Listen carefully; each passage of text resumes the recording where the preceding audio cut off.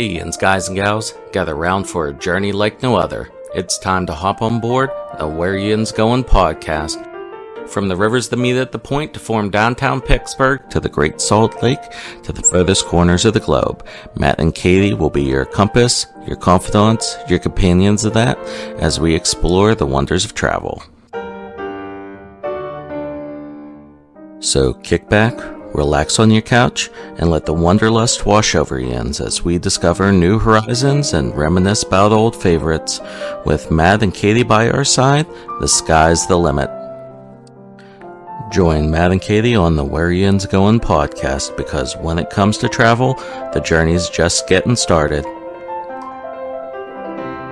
And now, without further ado, let's give a shout for your guides through the highways and byways of travel, the planning partners, the travel tandem, Matt and Katie.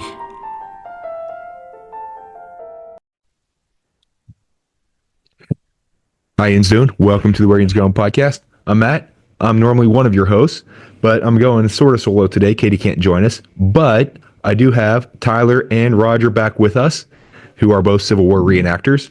You remember that both of them joined us back in November to talk about Gettysburg, but we had a little bit of recording issues and the audio quality was, let's just say, substandard. So they did such a fantastic job, though, relaying all that information about the Battle of Gettysburg, and they brought such an important message about those who fought in the battle, particularly those who were Confederate soldiers, that I felt the need that they deserved a better recording of it and better record. So a little look behind the scenes, that this is actually the third time that we are recording this episode. That Tyler and I tried it once and we had issues, and then all three of us did it, and that was the last one we did. We even tried a third time, or another time before, that we just didn't get a chance to record because we had busy doing other stuff. But anyway, welcome back to the podcast, gentlemen. Thank you. Glad to be back. Glad to be back as well. Yeah, make sure you're facing that microphone whenever you talk too. So, as we start all episodes when we have a guest, what is your favorite place you've ever been, or is there a place you'd like to visit the most? And you can reiterate the answer you gave last time, or we can come up with something new, whichever you'd like. I think it's the same place. Antietam, Harper's Ferry area. I love it. I'd probably keep going back there. I have a soft spot for Gettysburg, mostly in South Mountain. Need to go to South Mountain. Have you had to been? So, but Antietam, or Sharpsburg, however you want to call it, it's one of the bloodiest day of the Civil War. It was that even bloodiest day in American history. Yeah, there was more men killed at Antietam in one day than the Revolutionary War, the War of 1812, and the Mexican War combined. So that says something, although it's talking about American soldiers, and both Confederates and Union soldiers are considered Americans. So it's on both sides of that. So it's not just one side coming in, but still, that's in one battle more than three wars combined. That says something. But the area around that battlefield, rolling hills, the Antietam Creek that runs through there, or if you're Pittsburgh, Antietam Creek, it's a pretty area to walk around, and you can get and I do suggest walking around the battlefields if you ever get a chance, just to get the lay of the land, because they were either riding horses or they were marching or running, and so that you really get an appreciation for the distances and everything else along those lines. But that's a important area just for the historical significance, but also it's pretty. The battlefields, especially since they are nice and preserved, it's rolling farmlands, it's hills, it's mostly how it would have looked back then, other than the monuments. Yeah, if you go to Antietam and you go to the battlefield, you don't see monuments. You look and it's like, it looks beautiful. And then you realize, oh, this is where all this horrific stuff happened. And it takes you back to that point too. But you can go and see, like, wow, it's this beautiful landscape. And the other thing about these battlefields is the farmhouses. You can actually walk around the farmhouses that are still on the field, like the Rose Farm at Gettysburg, or the Moo Mow Farm at Antietam, where General Hooker had his headquarters. So yeah, definitely get out and walk the battlefields. It'll give you an idea of what these guys were seeing as they move forward or in retreat. Go to the command centers, headquarters of the generals. You can see a good bit. The Pry House and Antietam, you can see what McClellan saw Now they have a tower built in Antietam. You can go up that and you can see good bit of the battlefield, and you can even see all the way to Harper's Ferry almost. You can see the gap at Harper's Ferry. And the visitor center at Antietam with the big glass windows that overlook the battlefield, you get a really, really good perspective there. And the movie they show in the visitor center really lets you get an idea of what happened and where the troop movements were. So whenever you're looking out, you can picture, oh, they moved from here to there. And you can really, visualize what was going on whenever the battle happened. And they just redid the visitor center too. It opened up 2022? 22. Yeah, they just reopened. I've yet to go. I want to go. I've been there. It's pretty neat. It's very interactive now. I know they have a fence post from Bloody Land. They do. I want to see that. I think this calls for a field trip. I'm going that way in March. We'll be out that way in March. So, as I mentioned, both of Roger and Tyler are, and if you hear us call Tyler Turtle, that's his nickname. If, as I mentioned, both of them are Civil War reenactors. They both portray soldiers in the 31st Virginia. Gentlemen, would you like to go into more detail about who you portray? I just portray a basic private. And that's Roger talking. In the 31st Virginia. And it's kind of crazy because my great-great-grandfather was in the 27th Virginia, but transferred to the 31st Virginia. So I'm in the same unit 175 years later, close to it. 65. Yeah, 160, 165, depending on when you started. We're in the same unit. So it's a way to remember him. I portray a corporal in the 31st Virginia. I have no ties to it, unfortunately, that I know of, but it was a group close to me at the time, and I fell in love with doing it with them, and I've been there since 2010 and love part of it every day. Roger, how long have you done it? Oh my, I started in 2001. But I've been in different units. I started with the 31st, and I went off and joined the 140th Pennsylvania Volunteers. I did a Union soldier for a while, and then I came back to the 31st recently. So I got 20-some years in. So you're a traitor. Got it. Ouch. I guess he's right. I mean, I guess I am a traitor. I mean, but I had relatives fight on both sides. So that's historically accurate then. No, you just say you were a double agent, right? Yeah. I was working for the Secret Service. Same total reenactment time for me. I'm looking at 17 or 16 years because I was in the 2nd Virginia out of Harrison County. There was a group out of there, and then I found the 31st. Before that, I was a Union group, but the time when I got to join, they just disbanded, and I was like, well, I really didn't have anything for them. So, and it's more fun being a Confederate. Yeah, being the quote unquote bad guy. Bad guys. Because we all know that the Confederates all just fought for slavery, so that makes them bad people because that's what they were trying to preserve. Yeah. Okay, yeah, no, we're gonna get into that whole thing later on of the true cause of the Civil War and all of that, and what the Confederates really were fighting for. At least most of the soldiers were fighting for. So, but as was mentioned, Roger said that he had some ancestors who fought in the Civil War on both sides. Roger, would you like to go into more detail about any of them? If you know certain battles they were in, if you want to provide more perspective. One that was on the Confederate side, Hayes Corley. He was from Barber County, and he was actually joining the Union Army because Virginia had not yet left the Union. He was on his way to Wheeling to enlist in the Union Army. And when they were on the train, that's when Virginia finally seceded from the Union. He jumped the train at Wheeling and joined the 27th Virginia because that was the closest unit in Wheeling. He didn't want to come back home and join and maybe not get in the unit that he wanted, so he joined the 27th. He fought all the way with that unit, all the way to Antietam. And then right after Antietam, his enlistment was out. And then he joined the 31st Virginia. And he fought in 32 battles in the Civil War. And he lived to actually be 104. And my other one was John Dunbar, and he was in the 96th Pennsylvania Volunteers, known as the Philadelphia Zouave. Well, part of the Philadelphia Zouave Brigade. John Dunbar, was that the character in Yeah, it was kind of ironic. Dances with Wolves? Yeah, It's kind of ironic, but Kevin Costner's character. the only difference was the middle initials. He was John H. Dunbar. In the movies, John W. Dunbar. So we always get a big kick out of it. I think you guys need royalties. I think so too. I should write Paramount. So the question is afterwards, did he move west so he could see the frontier and meet some He actually fellow Native Americans? He actually became a lawyer after the Civil War. He was an enlisted man who believed in law and order, and he became a lawyer in Philadelphia. That's pretty awesome. Although, well, Philly, but Yeah, we'll go there. no. But on a side note, Dances with Wolves, if you ever have the chance to watch it, if you have not seen it, that is an amazing movie. That the cinematography is outstanding on that.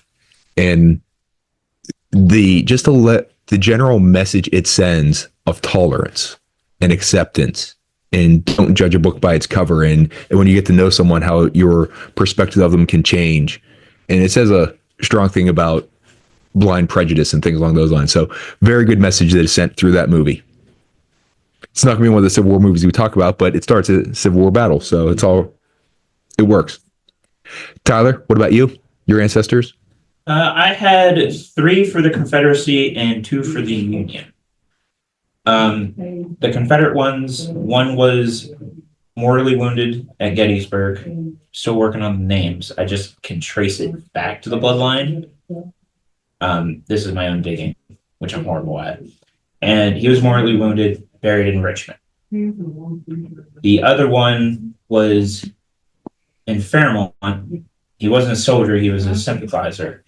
And when the Union came in there with the Jones and Bowdoin raid, he decided to fight the Union. He was killed and buried in the graves with them. The other one that I know of was captured and sent to Camp Chase. Went out there, could not find his headstone, so I don't know. And then the Union one's buried in Buchanan, the other one I do not know. Now, this is going off what my family says, but I have to do more digging myself. And at one point put money into it that I don't have. Well, whenever you win the lottery, you know exactly what you're going to spend the money on. Yeah, don't forget for your friends when you win. Either. Saying. Yeah, you can help look up their ancestors as well. Now I'm going to buy a giant house and put reptiles everywhere. Civil War stuff. That's what I'm. And Civil War stuff. You throw that in there. Oh, yeah. So for mine, at least one direct ancestor for mine was Charles Deer, spelled D-E-E-R, just like the animal, as my grandma always used to say. And he lived from February 6th, 1849 to September 18th, 1909.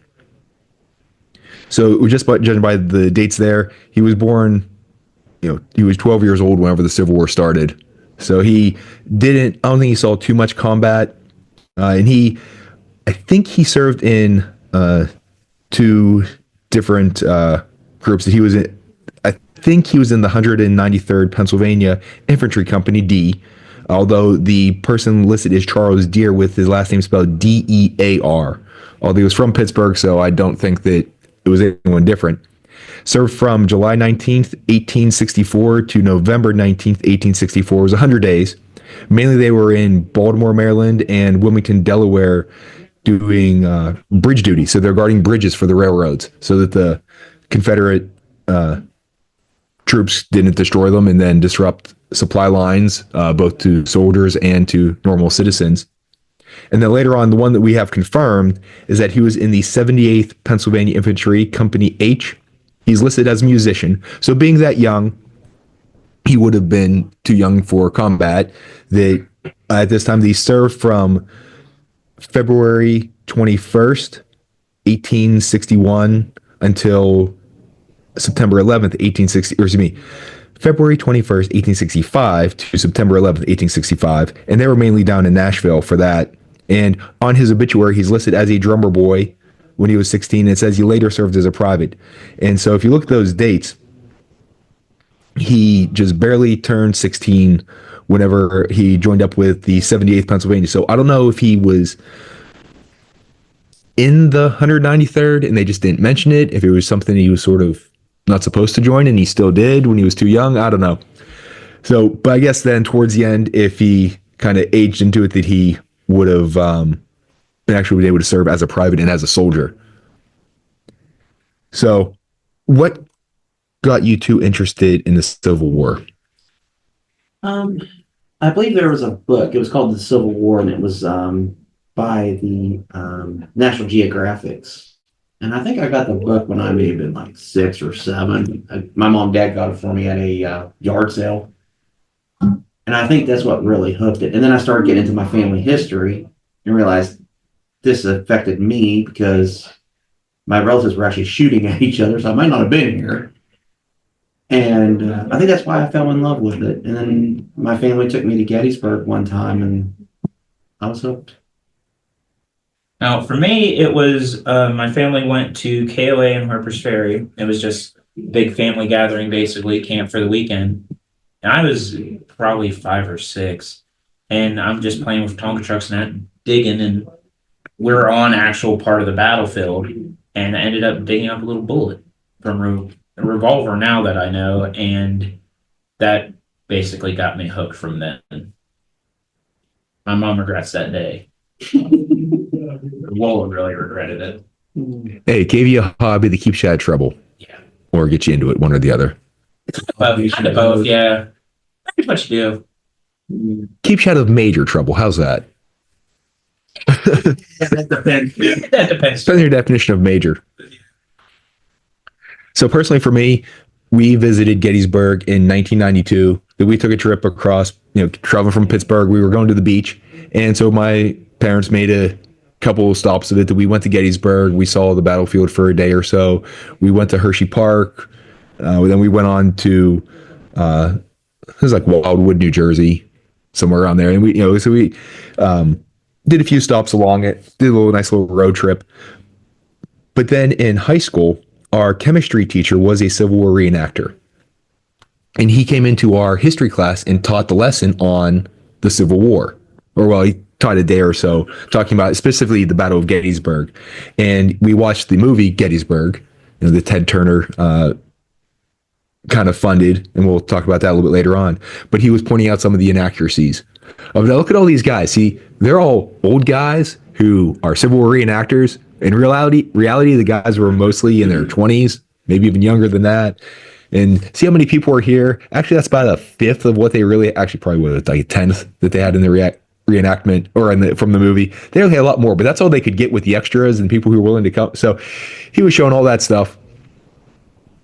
And then later on, I don't know if it was in high school or in college, that I read the book The Killer Angels by Michael Shara. That is my favorite book now to read. It's historical fiction. So it tells the story of the Battle of Gettysburg, and it gives the major details are correct, but any of the little conversations that happen and the portrayals of some of the characters, that's not all. It's not necessarily true. That we don't know exactly what this person said to that person, but we have a general idea of what was going on, so we know kind of what they were going to say. So it's a way to kind of make the history come alive. It's not just reading, this fact and this this troop, this regiment moved here and they moved here, and so it gives them a little more life to it. It makes it a little bit more relatable. Later in life, after I finished college, my first job was in Manassas, Virginia.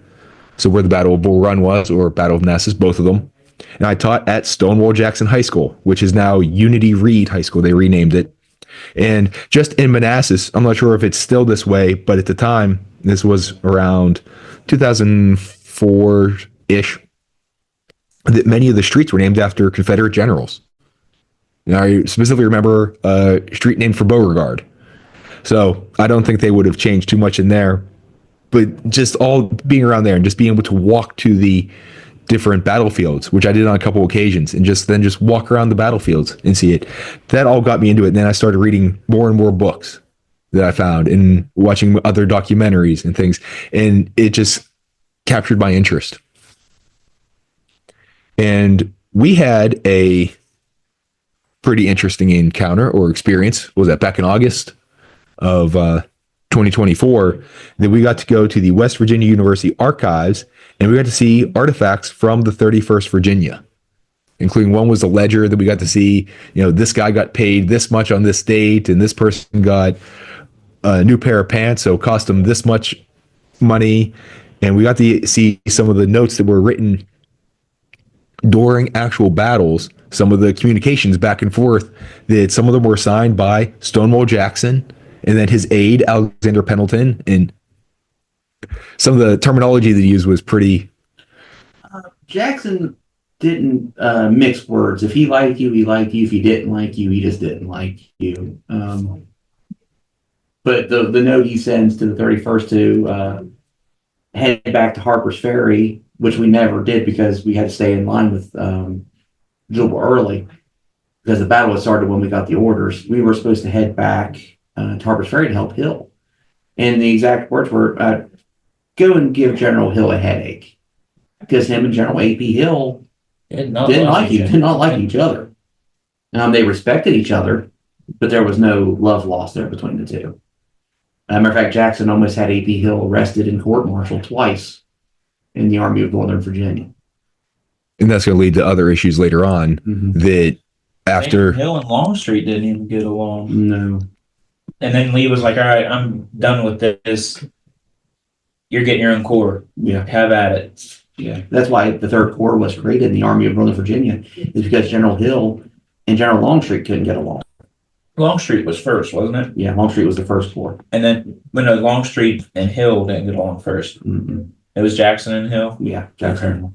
So he couldn't play well with others. So they said, all right, take your ball and you can play on your own game. Well, I think what hurt General Hill was he was a fighting general. And when you have two generals, like, they have the same vision and they both want to win.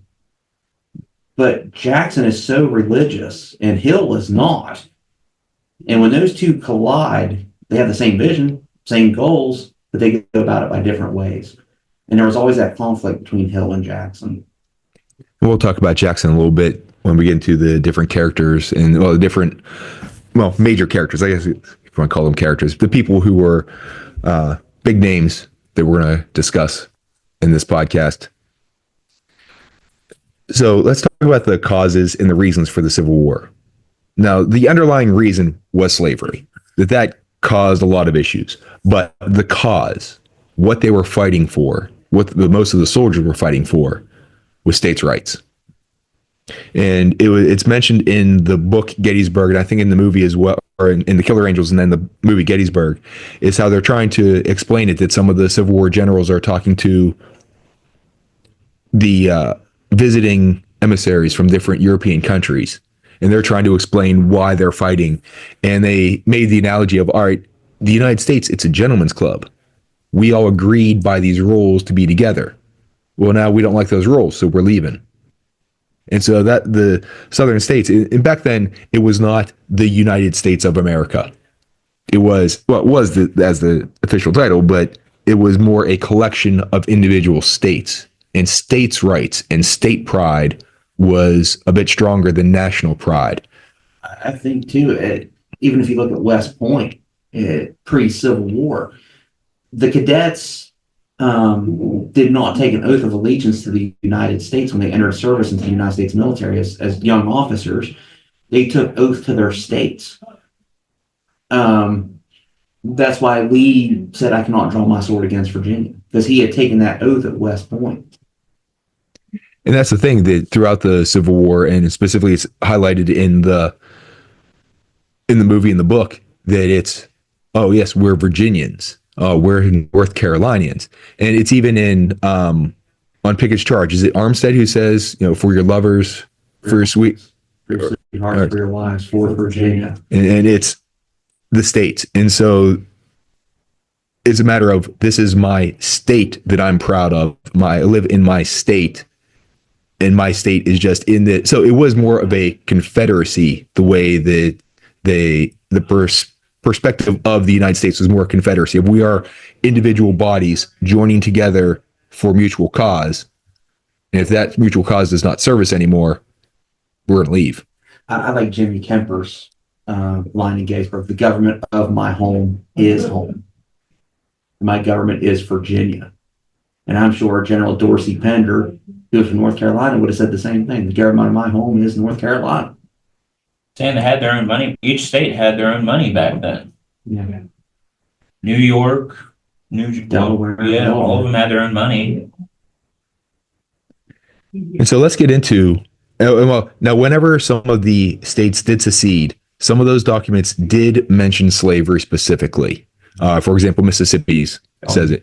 But I think there is a distinction that while the governments and the big wealthy landowners, they were concerned about preserving slavery, but the individual soldiers, not so much. They thought of it as, and especially for some of the southern ones of, who joined later on, the Union's attacking my home, I'm going to defend it.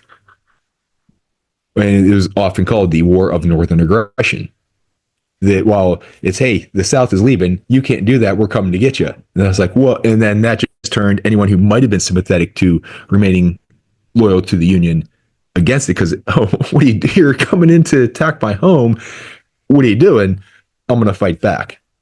So we're not here to, we don't, as I justify, and war is bad. It's sometimes justified, but we don't want to see anyone get killed, and slavery is always bad. So we're not going to defend that, but we want to explain the mindset at the time and the thoughts of the time. So even just going back, 70 years to the 1950s, everyone smoked. So perspectives of life change. So that's the point I want to get back. I'm not, relating smoking to slavery or anything like that, but just to give you an idea of how perspectives change, and it's difficult to judge someone's actions from a different time without understanding their perspectives and their beliefs and their motivation. Let's get into the people we're going to talk about, and we're going to start with probably the most important person in the Civil War, Robert E. Lee. He was the commanding general of the Confederate Army, but as Roger said, he really had no choice but to side with Virginia. Because if he's from Virginia, and if he goes and he stays with the Union and they attack Virginia, he can never go back there no matter what the outcome is. Because if the Union wins, he's persona non grata there, and he is not welcome. If the Union loses, Virginia is a different country, and he's also persona non, he's not welcome there. And like you said, he took the oath to defend Virginia. That was his home. That was who he was fighting for. He was fighting with his family, protecting his home, his land, his family's land, his friends' land. We often call Lee the marble model in the history world, because he has a record at West Point that's still never been broken. In his 4 years at West Point, he never accrued a single demerit at West Point. A demerit was given if a cadet didn't show up to church on time, or if his shoes were dirty, or if his uniform was soiled. Lee, in 4 years at West Point, never received a single demerit. He graduates second in his class, and it's kind of funny because no one ever remembers the guy who graduated ahead of Lee. But Lee, the only reason why Lee graduated second, and it's an amazing thing, he actually did not do well in artillery tactics. He passed everything with flying colors, but he got a B in artillery tactics, and that's what drove him down to second in his class. Says something about book learning versus what you do in the battlefield. Yeah. And then you got McClellan, who did graduate first, but was one of the worst generals of the Civil War. And then there's Pickett, who came in last in his class. See, his name's remembered forever. So somewhat infamously, but still. No, and just to give an idea of the Confederate soldiers' perspective of Lee, they had a reverence for him. He was almost like a living god to them. And I hate to say that about anybody, but to them, he brought them success. He brought them pride. He never called his soldiers, they were his boys. I don't believe by the end of the war, and Jeff Shera says this too, it wasn't the Confederate soldiers fighting for the cause. He was fighting for Robert E. Lee, because Lee had put this nucleus together, the Army of Northern Virginia. And Lee even said that the Army of Northern Virginia is so well trained by the general staff that they could fight any battle properly led. I don't believe that. I believe the Army of Northern Virginia needed Lee to keep it together. And that was the thing that, and this is in the book Gods and Generals, and in the movie as well. That we'll talk about that in a little bit too. That was it never so much as a god on earth as a general on a battlefield, and so that's how they saw Lee, that he was above and beyond them, that he was of another substance, and that if Lee told them to do something, they could do it. I think Lee and Tyler might agree with me that he's once in a lifetime person. What I mean by that, every generation has, like, World War II had Patton, World War I had Pershing. I think Lee is that generation's general. Whether you like him or hate him, whatever side you're on, you have to be in awe of him because he did think outside the box. He split his army 2 times at Chancellorsville, which was never done in warfare, and he did it. Split it at Sharpsburg. He did it again down at Monocacy. He did it again. He did it a lot. And he was one of the early proponents of trench warfare until he started being called the King of Spades, and they didn't like that. They called him Granny Lee. They called him all kinds of names. I like General Armistead. He says, now when he passes, the men hush as if they seen an angel of the Lord. Yeah. So he had that respect. Even his enemies respected him. Oh, yeah. They knew. They were like, oh, it's Lee. I'm not going to test it. And if they didn't respect him, they learned. Like, Burnside learned real quick. Burnside and Hooker, McClellan, they feared him. Like, McClellan could have beat the Confederacy at Sharpsburg. Mm-hmm. Could have done it. He had the numbers. He knew who he was against, and he's like, I want reinforcements. I want this. Because he was that scared of Robert Edward Lee. And Lee, just think of the trench warfare. That was a big thing in World War I. He was 50 years ahead of his time thinking about all that. But I think the thing that highlights the perspective of the Confederate soldier and even the other Confederate command staff of Lee is, it's in the book and the movie about Gettysburg, that Charles Darwin wrote his, groundbreaking book on the origin of species. It was published November 24th, 1859. So right before the Civil War breaks out. So as it's spreading, people are reading this and they're getting the ideas. And so it's kind of a big topic. It's the bestseller of the day, right? Mm-hmm. And so the one comment, they're discussing it one night over the campfire, and they're saying, okay, do we really descend from apes? And, do you believe this evolution stuff and whatever? Again, very religious times too. So the whole God created man, that's a separate thing. We didn't evolve from anything. So big controversy. But the one guy, I forget who says it, was like, you know what? I might have descended from apes and you might have descended from apes. But Robert E. Lee, he didn't descend from apes. That was General Pickett. That was Pickett who said it? Okay. That just says about their reverence and how they thought about Lee. And it was just him on the battlefield was enough to inspire the Confederate troops to do things that they ever thought. Wildness that he was rallying the soldiers. That was Battle of the Wilderness. Yeah, and he was telling the Texans, and they're like, we ain't going forward till you go back. Yeah, they did want him hurt. Yeah. I think even General Longstreet said that General Lee on the battlefield was worth 15,000 soldiers. Yeah. Do you know how tall he was? Was he like 5'10"? Was he 6'5"? There's many accounts of him. Different historians have done stuff about him. He was actually about 5'9", 5'10", and his eyes were not blue. I've seen a lot of pictures of him, the painting of him, blue eyes. His eyes were actually hazel.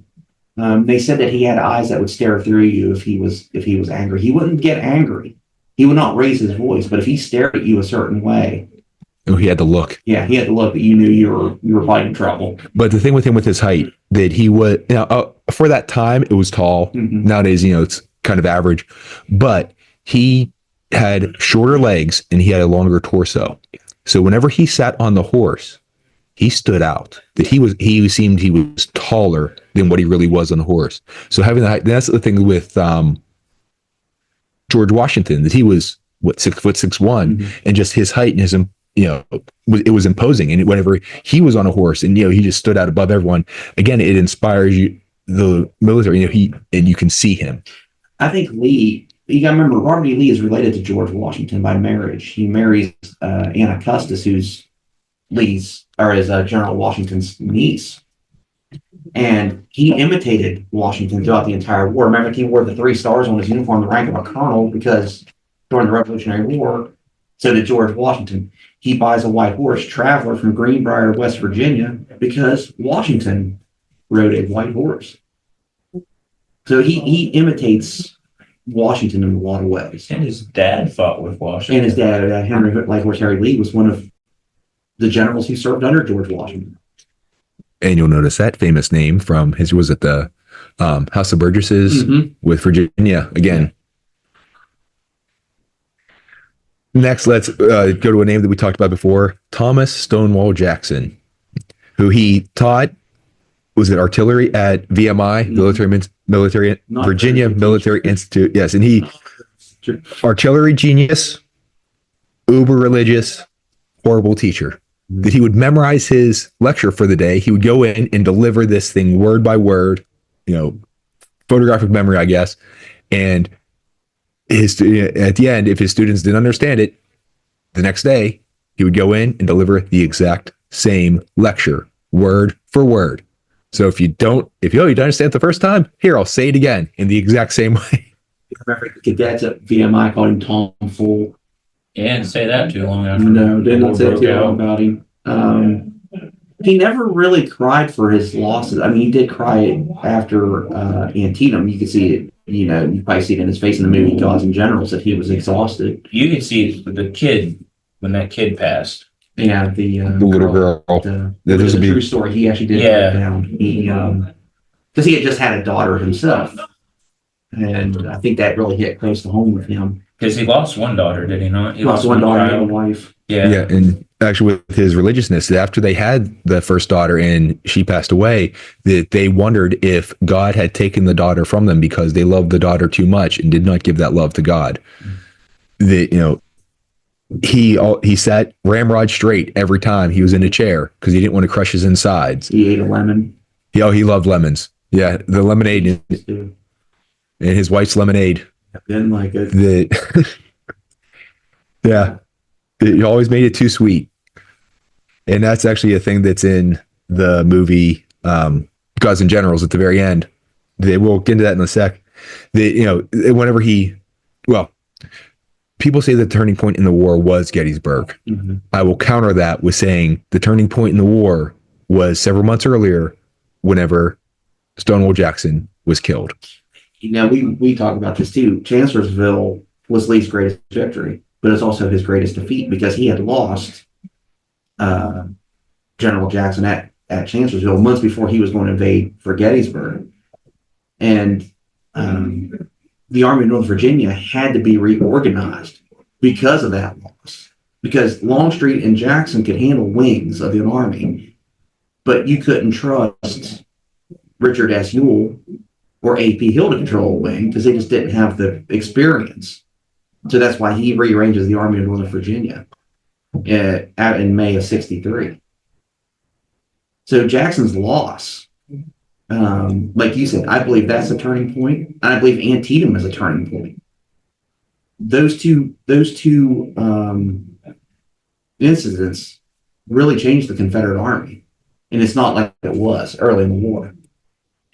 So yeah, Jackson is a main loss.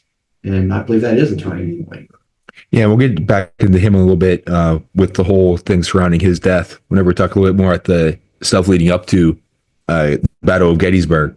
But supposedly the John Wilkes Booth, at least from what I read, smuggled medicine to Jackson's men during the Civil War. And it was Jackson who introduced Booth to Jefferson Davis. So there's a heck of a connection. And I actually have a replica of Stonewall Jackson's sword at home, and it has U.S. on it because this was all United States military material that they had, right before they seceded. Other big names we're going to talk about is James Longstreet, as we mentioned a few times before. He was a North Carolinian, and him and Jackson were kind of like the yin and yang, I believe, of Lee. That Longstreet was a bit more reserved and cautious, and he thought things through. And Jackson was more like a bulldog. It's like, all right, that he was ready to go, and you had to hold him back on a chain, and he was ready to fight, and he wanted to get out after things, and just let him go, and then God help whoever he's going after. Saying we saw what happens when you let him off the leash. Look at the Shenandoah campaign in '62. Jackson just went through there. Was it one battle we lost? That was it. Lost the Battle of Kerrstown, and other than that, he was. Speaking of Jackson's sword, at the Battle of McDowell, it had rained, and his sword actually rusted to the hilt. And when he went to rally his troops, he just had to take the sword off his sword belt and wave it because he couldn't get the sword out of the sheath. And they said, "Well, General Jackson knew his fixed sword." I said, "No, I don't need it anyway." I mean, he was very calm under fire, but like you said, the yin and yang. He is a bulldog. He's the bouncer. Longstreet's more let's step back and think of the situation. Yeah, because he was very cautious at Gettysburg. And that's what a lot of historians bash Longstreet for, was his actions at Gettysburg. We'll get into that a little bit more, but I don't blame him given the circumstances, especially with the person we're going to talk about next is Jeb Stuart in his work or lack of work in and around Gettysburg too. So he was a cavalry leader, the cavalry general. And he, as we were talking about at Gettysburg, he was getting his name in the papers. Yeah. So another name that we mentioned before is George Pickett. Again, last in Gettysburg, the sort of the head of the famous Pickett's Charge, although it's kind of, it's not really Pickett's Charge. There was a whole lot more other people who were in that. Grew and Trimble and Lane. Yeah, Lane. Perry. They're just going to name Pickett mostly because, he had the bulk of the division. Yeah, bulk of it. The freshest troops. Yeah, and we'll discuss that too coming up. And then the other big Confederate name we're going to discuss is Lew Armstead. It was a very good friend of Hancock, Winfield Scott Hancock, who was... Today was yesterday, actually. As we're recording this. Yeah. So just a little bit insight. We're recording this well in advance of when it's going to air. So what's today? Yeah, today is the February 15th. Yep. So his birthday was on Valentine's Day. Yeah. And actually, it's February 15th in the year 1987. Just, we're way in advance. Yeah. No. Just with all the issues we had, we're recording this well in advance in case there's other issues. We have time to record it before we air it. And so that friendship with Hancock, it's going to highlight a few things later on. With the dynamics of the Civil War and how the generals knew each other and all that. Now moving to the Union, there's Joshua Chamberlain, who's going to be a real big name with Little Round Top. And he was a rhetoric professor at Bowdoin College up in Maine. Not a military man. And his involvement in the Civil War is highlighted in the book and the movie Gods and Generals of how he got involved in all this. It was sort of just national pride and kind of as was kind of the story there, a gross misunderstanding of what this war is going to be like. Mm-hmm. Next, as we mentioned, Winfield Scott Hancock, who was named after Winfield Scott, old fuss and feathers from the War of 1812 and the Mexican-American War. And of course, Winfield Scott was contrasted with Zachary Taylor, old rough and ready. So his namesake. And then, of course, George Custer.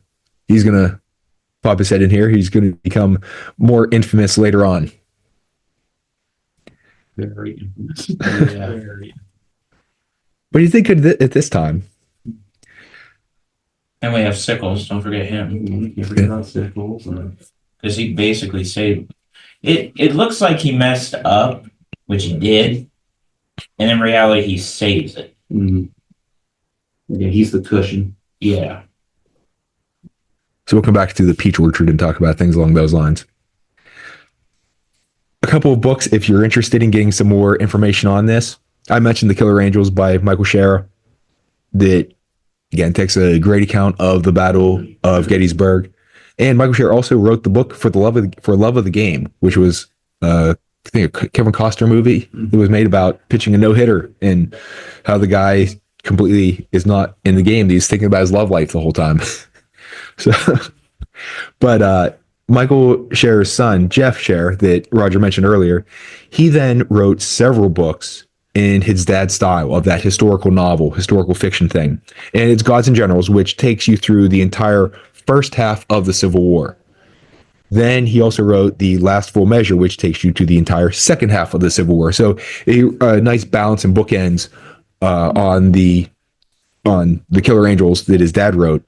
Although there's a whole lot more detail about the Battle of Gettysburg and the Killer Angels than there are about some of the other battles. He does a nice job of giving you an overview and some of the major things that happened, but he's talking about 3-4 years in a book when his dad talked about 3 days, basically. Other books that Jeff Scherer wrote are Gone for Soldiers, which is about the Mexican-American War from 1846 to 1848, which is really, really neat to read that book because you're going to see a lot of the characters that are in the Civil War, a lot of those generals, much earlier in their careers, 15 years beforehand, and they're all on the same side. And you really get to see the relationship between Armistead and Hancock, that they were best friends. I mean, they're like brothers from another mother. That's how close they were. And it's kind of they reference this in the Killer Angels and in the movie Gettysburg, but you get to see it here, the firsthand account of their last time together. Like they're out in California before they're going to head east for the start of the Civil War. They know, all right, this is coming. We're going on different sides. This might be the last time we see each other type thing. And it was Longstreet, Reynolds, Armistead, Hancock. It was those four. Yeah, and Reynolds is going to be another big name. Grant was also with him. He was out west. Mm-hmm. But then he went to Illinois. But yeah, he was out west with them early in his military. Other books are Rise to Rebellion and The Glorious Cause, which are both about the American Revolution. So if you want to, again, get other battles or other wars that are in that historical fiction style to, kind of bring them to life. I think another good author that people should read too, if they really want, is Shelby Foote. Yeah, Shelby Foote. He wrote. He was in the Ken Burns series. Very good historian. Unfortunately, we lost him several years ago. Very good author if you really want to get in depth too with the Civil War. Another one that is an actual nonfiction book is 3 Months in the Southern States, April to June of 1863, by Lieutenant Colonel Arthur J.L. Fremantle, who you're going to see pop up in Gettysburg. That he was a British, lieutenant colonel, British emissary who was coming over to observe, and they made a lot of, he's a major minor character in both the movie and the book. He does have a couple of scenes where he's discussing the relationship and the similarities between the Confederacy and Britain and England at the time. The same religion, Protestant religion, other things along those lines, and how that's why you can see the English sympathy towards the Confederacy. Shelby actually says a lot of things I like, how he explains the war and that. I post them on my Facebook all the time. And another book is Andersonville, which was made into a TV miniseries by put into a movie, I think. Yeah, then they combined it together and it's into a movie. Yeah, and it's by McKinley Cantor, which Andersonville was a notorious Confederate prison, and it gives you an idea of the worst of the conditions of Union prisoners. Matter of fact, their commandant, Wards, was the only Confederate officer hung after the Civil War for war crimes. Yeah. Because of the horrible treatment there. Which both sides' prisons weren't the best. There's a couple Union prisons for Confederate soldiers that I heard that were not the best. Point Lookout, Maryland. I have a block from there, actually. I legit have a block from Point Lookout, and it's inscribed on the back of it, 1st Maryland, has a name in it, 1864. I cannot find that person. I've checked everywhere. I have to bring that to show you. Yeah, and moving into some of the movies. As we mentioned, Gettysburg, that was made in 1993. Some of the main characters there, Jeff Daniels is Joshua Chamberlain. C. Thomas Howe is his brother, Thomas Chamberlain. What's C. Thomas Howe? He was Elliot in E.T. Mm-hmm. Where he got his first start. Him and Drew Barrymore, and when they were young. Kevin Conway plays Sergeant Buster Kilrain, who's this Irish guy. He's not a real character. He's just sort of the kind of conglomeration or an amalgamation of a bunch of different characters. He's like the everyman.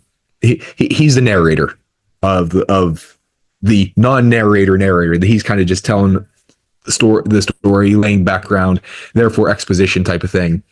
That he's kind of he talks to Chamberlain. He gives a kind of like he's a Jiminy Cricket type of thing. Just to explain things so that the reader kind of understands what's going on a little bit more. Martin Sheen played Robert E. Lee. Tom Berenger was Longstreet. Stephen Lang was Pickett, and Ken Burns was one of Hancock's aides. And then Ted Turner was Colonel Waller Haswell Patton, who was actually in the 7th Virginia and was mortally wounded in Pickett's charge. He ended up dying on July 21st, 1863. The colonel, not Ted Turner. That played the Patton, wasn't it? Yeah, he was Patton's grandfather. Hey, Patton had two family members in the war. That's what I was going to say. As a matter of fact, if you look at George S. Patton during World War II and you see his belt buckle, it's actually his it's actually his grandfather's belt buckle from the Civil War. That's pretty amazing. Yeah. Stephen Lang was a good pick. Yeah. Better Stonewall Jackson. Which we'll talk about next. That in the movie Gods in General, it was made in 2003. Jeff Daniels again is Joshua Chamberlain. C. Thomas Howes again is his brother, Kevin Conway with Kilrain. But now Robert Duvall is Robert E. Lee. Bruce, Boxleitner is Longstreet. And then Stephen Lang becomes Stonewall Jackson. And he does a fantastic job with that. The look. Yeah, he has the look. Ted Turner is again, plays Patton. And Robert C. Byrd, who was a longtime West Virginia senator who served in the Senate for over 51 years, is one of the Confederate generals. I did not know that, actually. He played General Tolliver. I'll have to watch that movie tonight. He plays General Tolliver. And as we mentioned, Andersonville, it was a 1996 TV miniseries that you can now buy. You can see it as a combined movie. I have the DVD, but that's old stuff. That's like old stuff because the DVD is like it has a 2-side thing too, and it's like I don't like how that works. Always have to wonder. All right, which now is this side up or is it? And the bad thing is it gets scratched up. Like how my box is, it's cardboard and it just clips that way and it comes in, and it's like this movie's so good and it's all gonna get tore up now. That's why there's digital versions. Then you can't. I haven't found one. Yeah, neither have I. If you can find one, let me know. But in that movie, there's no real big names. Although William H. Macy is in it. It was a TV miniseries, so there's not big budget stuff. But Thomas F. Wilson is also in it. And when you remembers that name, Biff Tannen from the Back to the Future series. Never watched it. I just got judged so hard right there across the table. That look. Tyler he had a rough childhood. It's okay. Yeah, I think, yeah. Another good movie, if you want to get some Civil War history, is Glory, made in 1989. It's about the 54th Massachusetts, which is one of the African-American regiments. Some names in this is Matthew Broderick, Morgan Freeman, Denzel Washington. How do you say this guy? Carrie, is it Elws? E-L-W-E-S? Hughes. He was in Robin Hood Men in Tights and The Princess Bride. And then, not a real big name, but Andre, is it Brower, B-R-A-U-G-H-E-R? He was kind of one of the main protagonists in the movie. That he's kind of the African American. He's kind of like wears glasses. He's very studious. Yeah, because he played in Brooklyn Nine-Nine. Mm-hmm. And this mainly recounts the forming of the 54th Massachusetts, and then it culminates in the July 18th, which is my dad's birthday, by the way, 1863. Wasn't born then. The assault on Battery Wagner in South Carolina, which was a strategic stronghold that was guarding Charleston Harbor. The 54th Massachusetts suffered 42% casualties. So out of the 650 soldiers, 270 were either killed, wounded, captured, or missing. And it was unsuccessful, but at least the raid was unsuccessful, but the Confederates ended up abandoning the fort after a 60-day siege anyway. So it was kind of a waste of life. Well, in hindsight. Did they volunteer to take the first? They actually volunteered to take the Yeah, lead. because they had a battle beforehand. Where was it? Morris Island. They were at island number 5 or island number 6. They had a battle there, and they're like, "Oh, we haven't slept. Let's go." And if you see in the movie, like, "Oh, we haven't slept in a couple of days. Let's be the first to lead this charge at this fort, basically." And Even the units that followed the 54th got decimated. yeah. To charge through a scene, because it's hard to run in sand. I mean, everybody's been to the beach. Yeah. It's hard to run through sand. And when you're wearing a wool uniform with a 9-pound rifle and all your stuff on you In July, in South Carolina. going through a narrow beach with sand dunes Getting shot at Getting by shot at. muskets. and cannon fire, Yeah.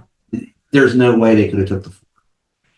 Yeah, it was a suicide mission, but So I went to the beach once, and I'm like, I'm gonna try to I came out of the water, do like a little D-Day thing of like try to run up this.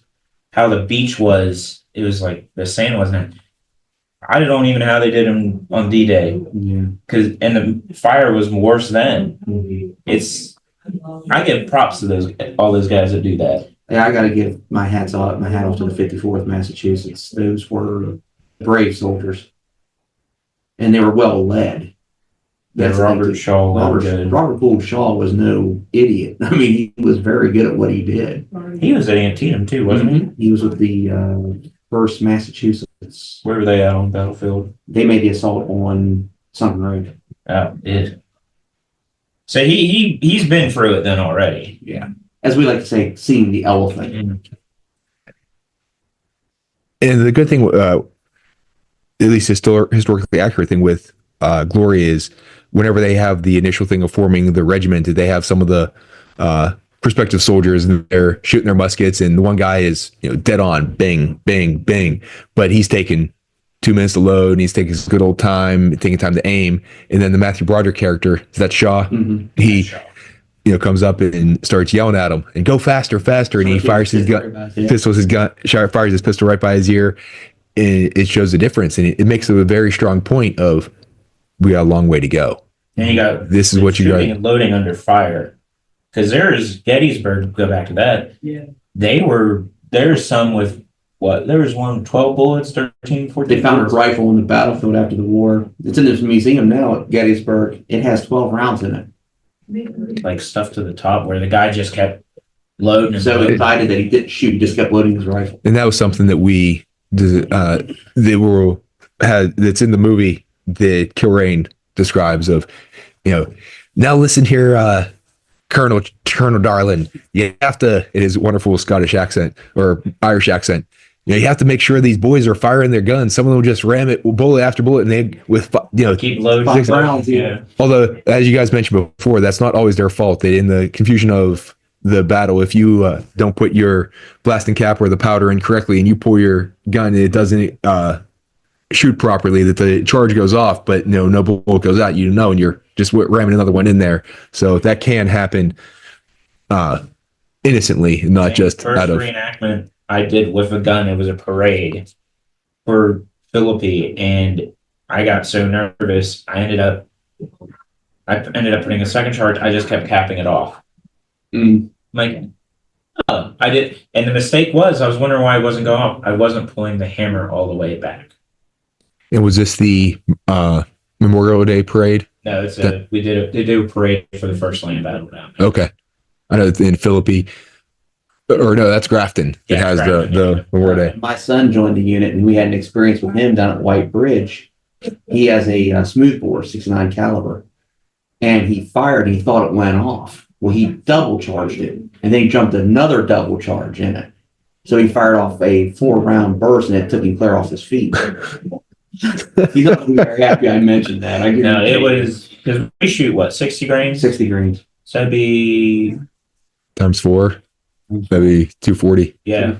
They took the ramrod out of the rifle. The gun's not supposed to handle that. No. He was lucky. He thought he was. He was lucky. Make sure the thing didn't blow up on you. I heard a couple people's ears who were like, okay. We're going to interrupt our normal podcast now.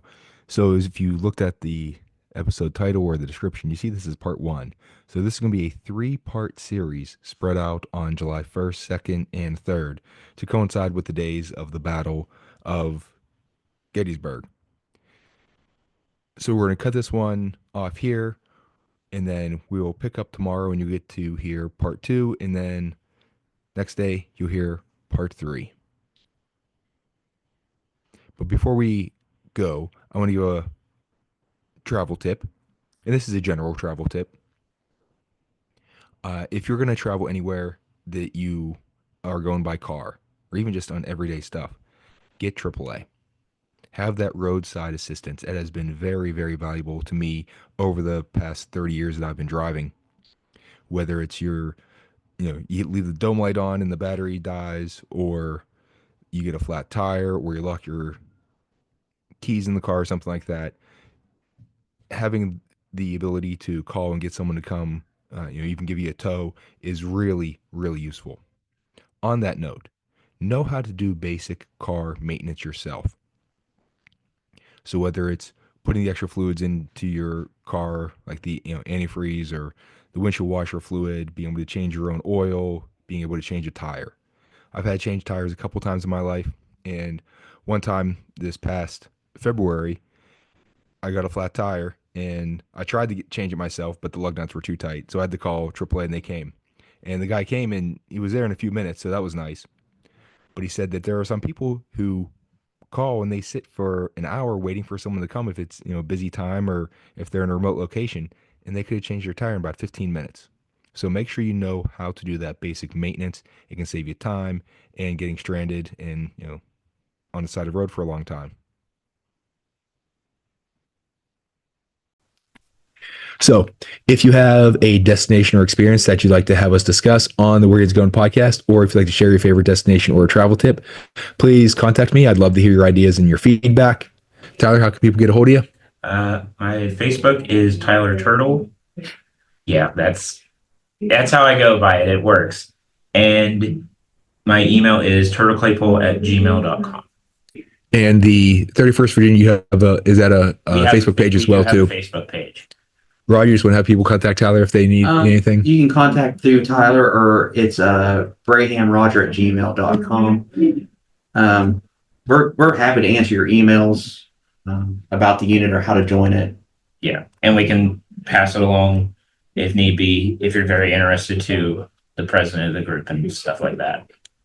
For me, my social media is @Matt with DBD on Facebook, X, and Instagram. Email is Matt, MATT, @dreamsbydesigntravel.com. All this information is going to be in the show description. So if you'd like to contact us or at least contact me to book a trip or have any questions for me or the other guys, you can get a hold of us. You don't have to have this written down or have a photographic memory, anything like that. Don't have to worry about spelling either. Please like, follow, subscribe, leave a review, tell a friend if you like what you heard. We'd like to get the word out about what we're doing here. Gentlemen, this was wonderful. Thank you for doing this a second time. Hopefully the audio is better on this. We've had a very rambunctious crew in the room next door to us in our awesome podcast studio that we're using today. So They did very well today. Last night they were much louder. They did very well today.